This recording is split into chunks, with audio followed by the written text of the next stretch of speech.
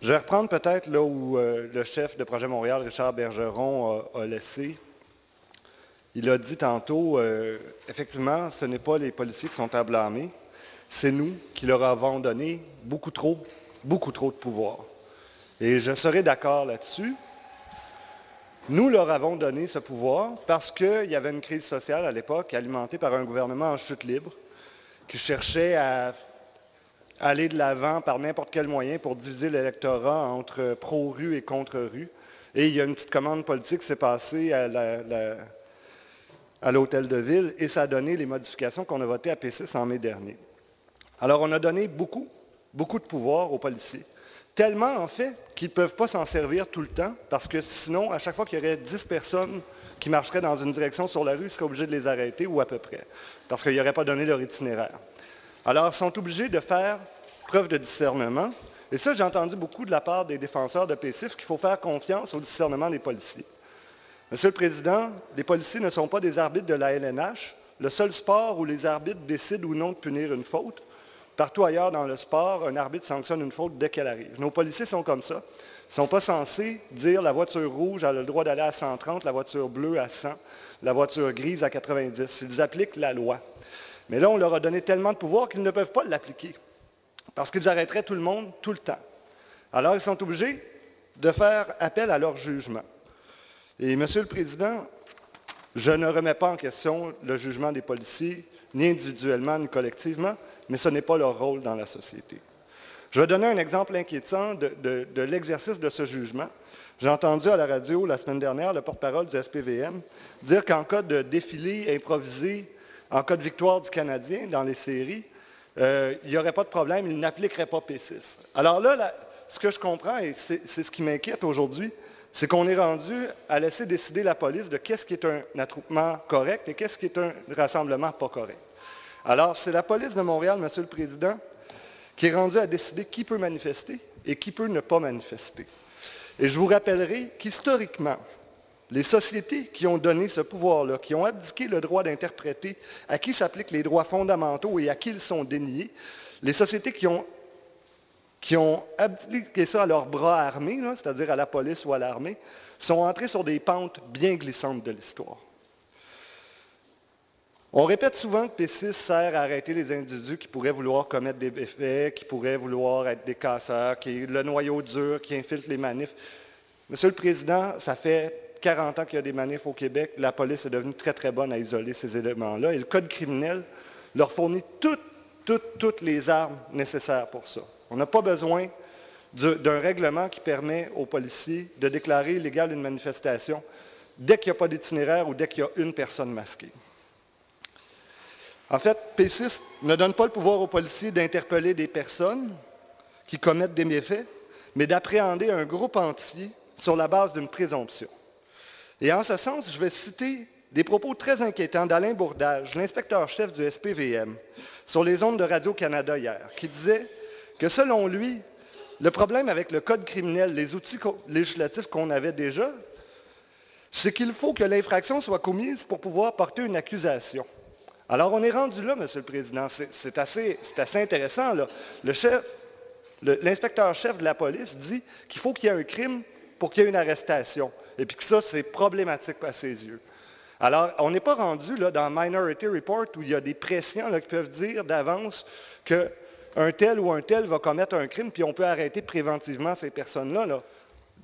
La présomption d'innocence, là, c'est un long combat qui dure depuis 500 ans, depuis 1679, avec l'habeas corpus. Puis là, on est en train de dire aujourd'hui qu'il y a des crimes préventifs. C'est-à-dire qu'on peut penser là, que parce que, selon moi, vous allez commettre un crime, je vais vous arrêter d'avance pour vous protéger et votre propre bien. Je ne sais pas si vous le savez, on gagne un assez bon salaire ici, nonobstant certains collègues qui pensent qu'on est pauvre malgré tout. Mais 630 quelques dollars d'amende, c'est l'équivalent d'un loyer pour la plupart des gens qui manifestent pacifiquement. C'est énorme.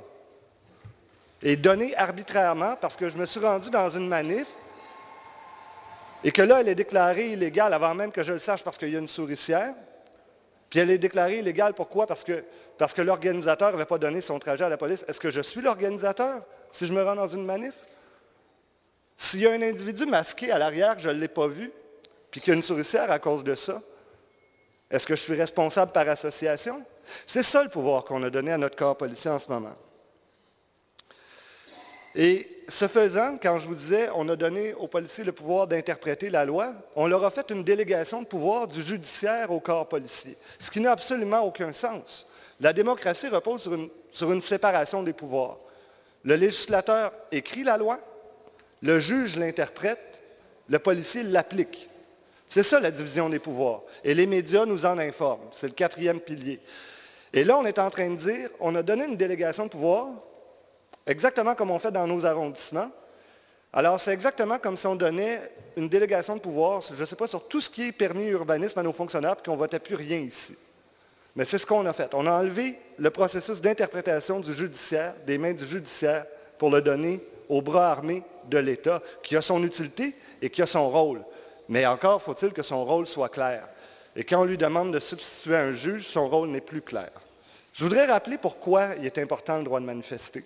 Parce qu'il y a des gens qui ont l'air d'oublier ici, là, puis de penser que c'est l'apanage d'une bande de trublions ou d'extrémistes ou de radicaux. Écoutez, il y a des gens qui ont de l'influence dans la société, puis qui l'ont acquis par toutes sortes de moyens. Ça peut être la richesse, le pouvoir, les médias, l'influence. Et ils n'ont pas besoin d'aller manifester.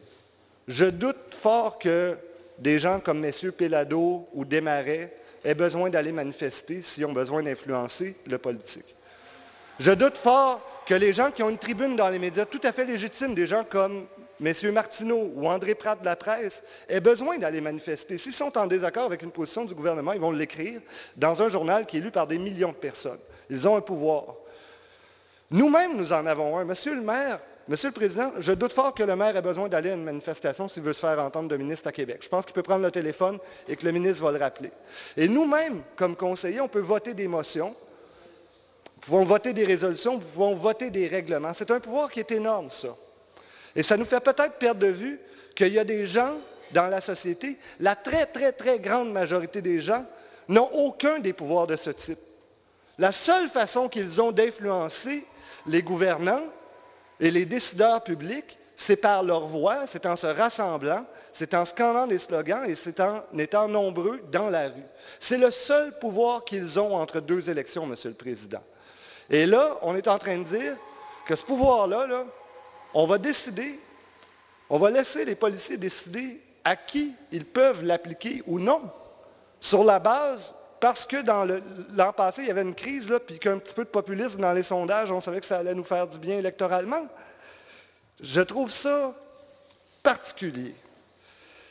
On va imaginer une mère de famille qui irait manifester, qui verrait une invitation à aller manifester pour le contrôle des armes à feu. On sait que les conservateurs, dernièrement, ont voulu déchiqueter voyons, le mot m'échappe, là, le registre des armes à feu. Cette citoyenne-là est préoccupée par le fait que les armes à feu pourraient devenir en vente libre au Canada et au Québec. Elle voit une invitation à aller manifester. C'est une mère de famille, elle est sans histoire. Et là, elle y va. Et, je m'excuse, mais est-ce qu'on sait c'est quoi la réalité d'une manifestation? Est-ce que vous pensez vraiment qu'à l'entrée, il y a des cordons, un kiosque, où là, elle va aller dire « J'aimerais rencontrer l'organisateur de la manifestation pour savoir s'il a donné un itinéraire à la police. » Il y a un rassemblement, à un moment donné, il se met en marche. 90% des gens qui sont dans ce rassemblement-là n'ont pas idée de qui, comment, quoi l'organiser, puis ne savent même pas où ils vont finir. Ils savent qu'ils sont ensemble pour une cause.